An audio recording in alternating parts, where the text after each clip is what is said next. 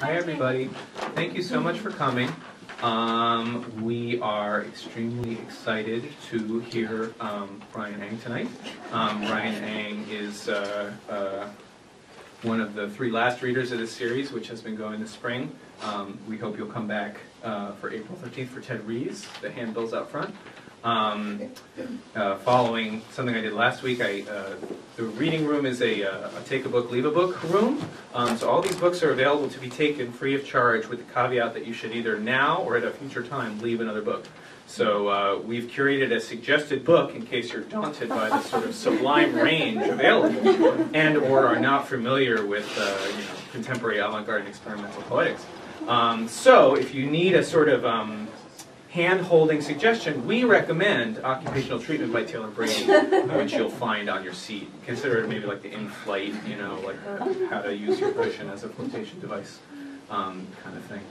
I also want to recommend that among the many great shows up at the Art Museum right now, everybody should at least spend 5 minutes looking at the Ray Johnson show that's right there. You'll kick yourself if you miss it. It's pretty splendid.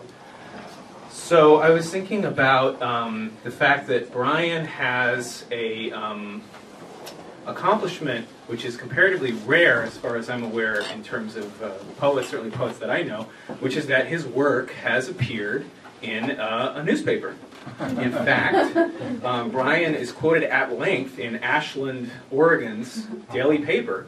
I believe that they quote "Post-structuralism can has cheeseburger," one of Brian's earlier poetic outings.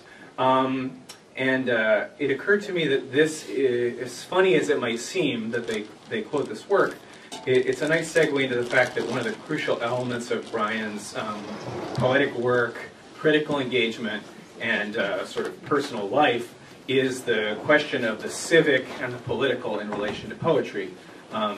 I can think of few poets who would want their work to appear in a newspaper maybe as much as Brian, if only to be the inaugural gesture of a critical dialectic about how we're all living these days.